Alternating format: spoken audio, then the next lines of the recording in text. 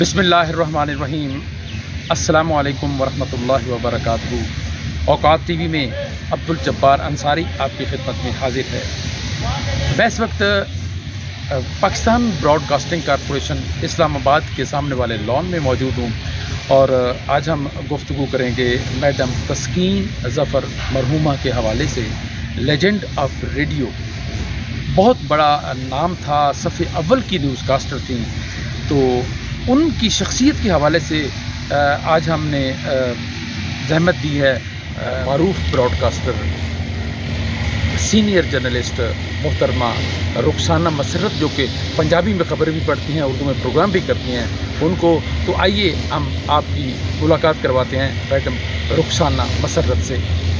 السلام علیکم۔ وعلیکم السلام۔ میڈم بہت بہت شکریہ، آپ آج ہمارے پروگرام میں تشریف لائیں۔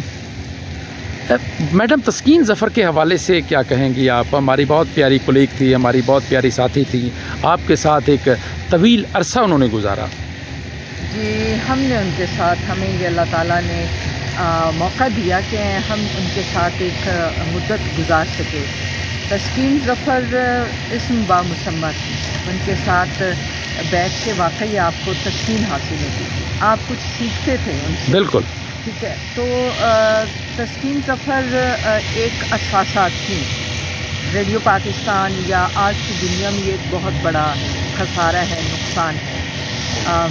تسکین ظفر کا ایک جو منفرد لہجہ ہے، وہ اپنی انفرادیت آخر دم تک قائم رکھتے ہیں۔ بالکل، بہت خوددار خاتون تھی، بہت گریسفلی انہوں نے زندگی گزاری، اور اسی گریس کے ساتھ انہوں نے اسی وقار کے ساتھ اس دنیا کو خیر بات بھی کہا۔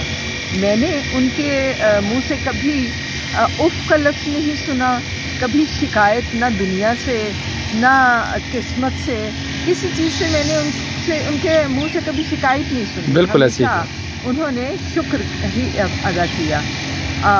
بہت زیادہ کمپوزڈ خاتون تھی۔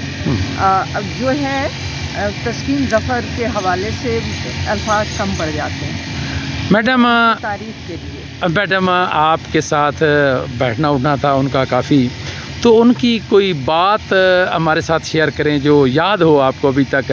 ظاہر ہے ہنسی مذاق بھی چلتا ہوگا، جی، تو اس حوالے سے کوئی؟ ہماری ایک اور کولیگ ہیں، ہماری بہت اچھی بہت پیاری دوست ہیں، فوزیہ کلثوم رانا، سینئر جرنلسٹ بھی ہیں، جی، پروگرامر بھی ہیں، اینکر پرسن بھی ہیں news and current affairs channel پہ۔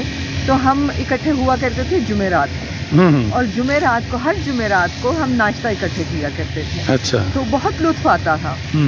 ہر ایک کی کوشش ہوتی تھی مجھے چھوڑ کے کہ پیسے میں دوں، تو فوزیہ کلثوم رانا اور ان دونوں میں بحث ہوتی تھی۔ وہ کہتی تھی میں نے پیسے دینے، کہتی تھی فوزیہ کیا کرتی ہو، کیوں کرتی ہو تم ایسے؟ مطلب ان کا اتنا میٹھا لہجہ، میٹھا، میں بول ہی نہیں سکتی۔ صحیح بات ہے، بہت میٹھا۔ مطلب وہ کہتی تھی میں لے کے آئی ہوں نا، میں دوں گی پیسے۔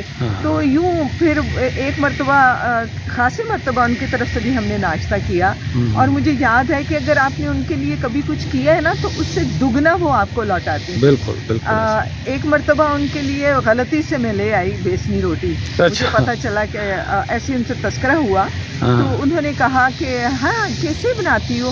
میں نے کہا اچھا میں آپ کو بنا کے کھلاؤں گی۔ خیر بہرحال میں نے ان کو بنا کے کھلائی، تو وہ اتنی وزادار خاتون تھی کہ اگلے دن وہ میرے لیے شامی کباب بنوا کے لائی۔ ارے کیا کہنے، بہن سے، اور آ کے یہ نہیں کہا میں تمہارے لیے لائی ہوں، وہ نا میں نے بتایا تھا شاہین کو، اس کے لیے بھی میں لے گئی تھی نا، اس نے کھائی روٹی تو اس کو بہت پسند آئی، تو یہ اس نے تمہارے لیے بھیجے ہیں۔ ارے کیا کہنے، وزاداری تھی۔ تو بہرحال ان کی کون سی بات ہے جو ہم بھلا سکیں گے؟ کوئی ان کی بات بھلائی جانے والی نہیں ہے، ان کی سبھی باتیں یاد رکھنے والی ہیں، اور ان سے بندہ سیکھتا تھا، اور اب ان کی زندگی ہمارے سامنے ہے، ان کی پرفارمنسز ہمارے سامنے ہیں، اس سے ہم جو سیکھنے والے ہیں وہ سیکھتے رہیں گے۔ بہرحال ایک دوست ہونے کے ناطے، ایک بہترین کولیگ ہونے کے ناطے ہم ان سے محروم ہو گئے ہیں دنیا میں۔ اللہ تعالیٰ ان کو غریق رحمت کرے، اور ان کا وہ جہان اچھا کرے، ان کو جنت الفردوس میں جگہ عطا فرمائے، آمین ثم آمین۔ آمین ثم آمین۔ ہماری زندگیوں میں ایک بہت بڑا خلا ہے۔ میڈم کوئی ان کی بات شیئر کریں، کوئی مزیدار بات آپ کو یاد ہو، کوئی مزاح کی یاد ہو، کوئی اس طرح کو گزرے لمحات؟ اس وقت تو بس تسکین ہی یاد ہے. ابھی ابھی یہ تازہ تازہ زخم ہے.